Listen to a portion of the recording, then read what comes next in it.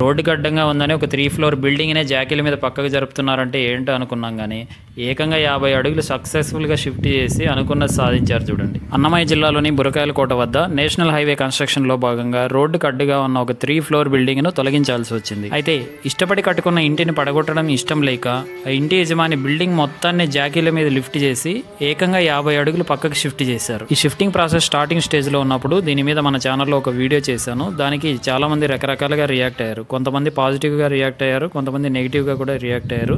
That is common. ఏదైనా కొత్త technology కానీ కొత్త ప్రాసెస్ కానీ మార్కెట్లోకి వచ్చినప్పుడు నెగిటివ్గా తీసుకునే వాళ్ళు ఉంటారు, పాజిటివ్గా తీసుకునే వాళ్ళు కూడా. ఈరోజు వీడియోలో ఈ షిఫ్టింగ్ ప్రాసెస్ మొత్తం ఎలా చేశారు, ఈ ప్రాసెస్లో బిల్డింగ్ ఏమైనా డామేజ్ అయిందా, అలాగే ఈ షిఫ్టింగ్ మొత్తం కంప్లీట్ అయిన తర్వాత ప్రజెంట్ బిల్డింగ్ ఎలా ఉంది అనే దాని గురించి డీటెయిల్గా తెలుసుకుందాం. ఫస్ట్ ఆఫ్ ఆల్ ఈ ఇల్లు షిఫ్టింగ్ చేయాల్సిన అవసరం ఎందుకు వచ్చింది అంటే ఇక్కడున్న నేషనల్ హైవే అనేది బురకాయలకోట అనే ఊరి మధ్యలో వెళ్తుంది. ప్రజెంట్ హైవే వైడింగ్ వర్క్లో భాగంగా ఆ ఊరి మధ్యలో ఉన్న హైవేలో టర్నింగ్స్ ఎక్కువగా ఉండడంతో పాటు టెక్నికల్గా కొన్ని ప్రాబ్లమ్స్ వచ్చే అవకాశం ఉండడంతో ఆ హైవే అనేది ఊరి బయట షిఫ్ట్ చేశారు. సో ఈ కొత్త హైవే రూట్ మ్యాప్ ప్రకారం ఈ ఇల్లు అనేది రిమూవ్ చేయాల్సి వచ్చింది. సో యథావిధిగా ఆఫీసర్స్ ఇంటి ఓనర్కి రిక్వెస్ట్ రైజ్ చేశారు. ఇంటి ఓనర్ కూడా ఓకే, కొన్ని కండిషన్స్ ప్రకారం రిమూవ్ చేయడానికి ఒప్పుకున్నారు. ఇక్కడ ఇంటి ఓనరు కొద్దిగా స్మార్ట్గా థింక్ చేశారు, చాలా రిస్క్ చేశారనే చెప్పొచ్చు అనమాట.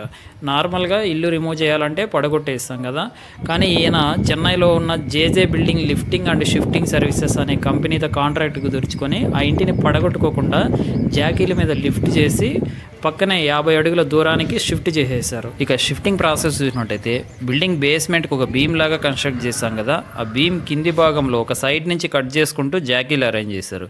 ఈవెన్ పిల్లర్స్తో సహా కట్ చేసి బిల్డింగ్ మొత్తాన్ని జాకీల మీదకి లిఫ్ట్ చేశారు.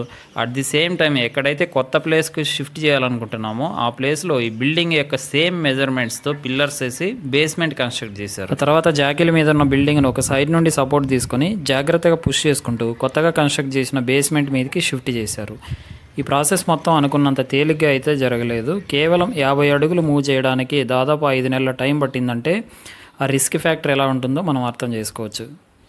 ఇలా మూవ్ చేసేటప్పుడు ఏమాత్రం మిస్టేక్ జరిగి అన్బ్యాలెన్స్ అయినా క్రాక్స్ వచ్చి బిల్డింగ్ మొత్తం కొలాప్స్ అయ్యే ఛాన్స్ ఉంటుంది. కాబట్టి చాలా బ్యాలెన్స్డ్గా మూవ్ చేయాలి.